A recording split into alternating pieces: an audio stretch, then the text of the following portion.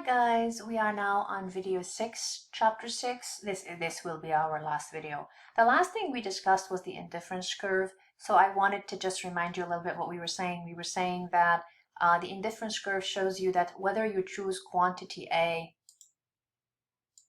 right, the combination of A of 6 hours of leisure and 4 hours of work, of whether you choose quantity B, this is really terrible, B, isn't it? Sorry, that's why I don't like to use the spells like that.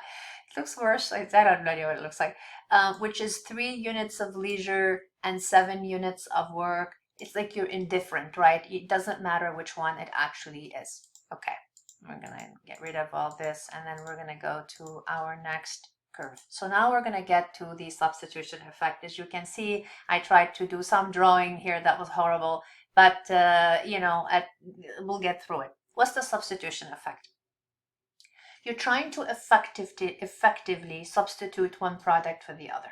So when you have a substitution effect, on Y you have an inferior good. And I tell you this somewhere in here. Here it is, right here. I tell you right here. Right? It's an inferior good right here. And this is on Y. I don't know why I try this. It doesn't work for me. It's just so horrible writing.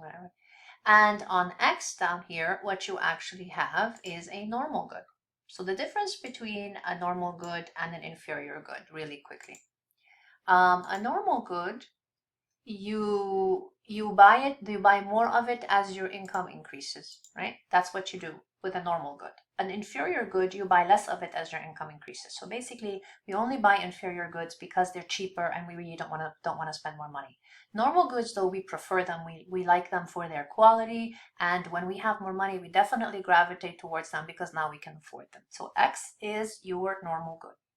So what's happening with the substitution effect? I'm going to take you over here a little bit because this one has one extra curve. I just couldn't find one that worked, but we'll use this one. This one shows you the two effects combined, but let's look at this one here. You start at first with combination A, right? So at combination A, you're buying this much.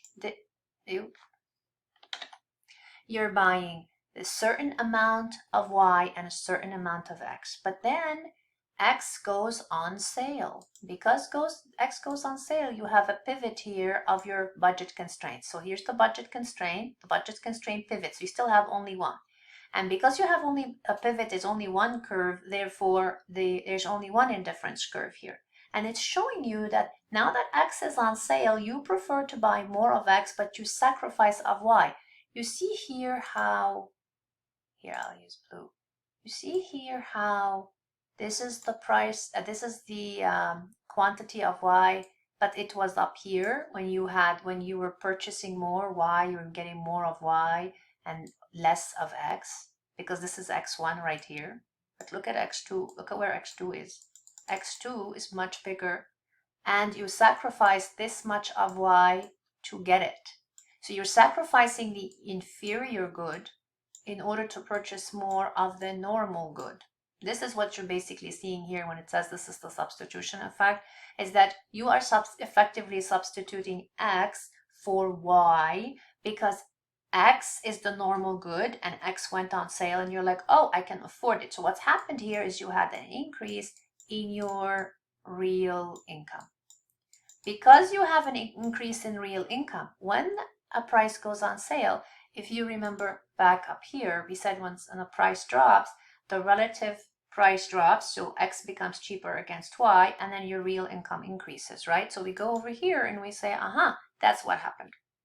You have an increase in income, real income. The same amount of money, but it's buying you more. So you sacrifice Y for the sake of X, and this is the substitution effect. Now, if you go to the income effect, you find that the income effect is a little bit different. You don't have an inferior good here. Both goods are normal.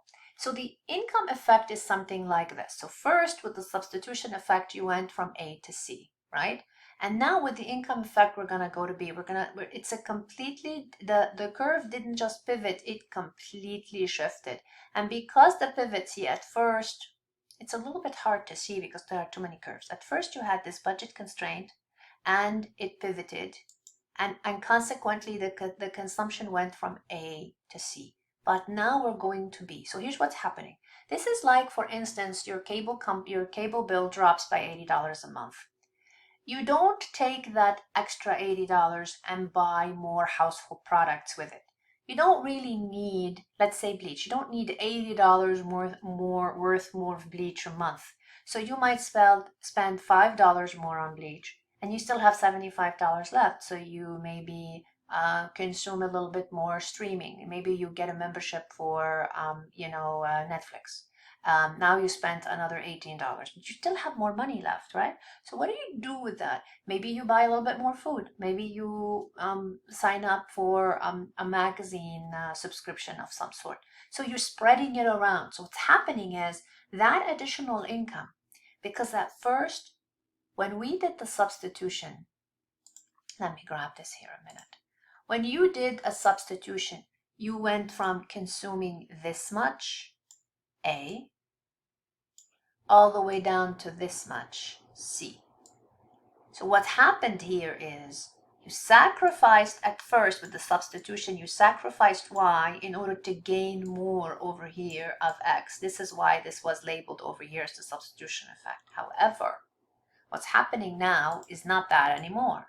What's happening now is you're like, oh, I see. I am consuming this much right now of Y and this much of X. But because X, the price for X dropped and X went on sale and my real income increased, but it increased quite a bit. It increased so much that I'm going to buy more of both because they're both normal goods. So you go all the way to B, and in B you're consuming more of Y. I wish this didn't say X because it's a little bit confusing. And you're also consuming more of X. You see that because you go from this quantity to this quantity. So both are normal goods. I'm going to put N because they're both normal goods. So this is when your cable bill is now saving you $80 and you go and you spend it more on a bunch of things. Not just on one other product that you substituted for, but on other things. And this is what this explanation here is for. And this is actually in your outline that I left for you. But I wanted to show it to you in action. So this one, these graphs here combine the income and the substitution effect into the total effect, because you're seeing the substitution effect and there's the first indifference curve. And you see back here when I was showing it to you, I was showing you just one budget constraint curve with one indifference curve. But you come down here to the income effect and you see that, oh, okay, wait a minute. Now we're talking about another. You have also a shift. See the blue, how the budget constraint curve shifted from here to here because it increased, the maximum increased for the Y and the maximum increased for the X as well. And now we have a second indifference curve. So first we go from, we sacrifice Y for X when this is an inferior good and it's the substitution effect. But when it's the income effect, we end up buying more of both. So in reality, we do both every day. We substitute some products for others, or we take the savings that we have and we end up spreading it over more than one good, and that is the income effect. The way you distinguish them is simple. Do you have an inferior product and are you sacrificing it for the normal? That's the substitution product you're substituting. Do you not have any inferior products? Do you only have normal goods and you're consuming more of both of them with that increase in real income? That is the income effect. That's how you distinguish them. Do your homework, because the homework does ask you some questions and points to it. The exercises might not. I don't really remember, but that's the exercises, the one I do take a look for you. But remember, these are, these concepts are really challenging and a little bit on the high end of what we do, but I just wanted to show them to you. I hope you guys have a great one. And I will see you in our, I'll see you with the exercises and the quizzes and all that fun stuff that we do online and the next chapter. You have a great one. Bye-bye.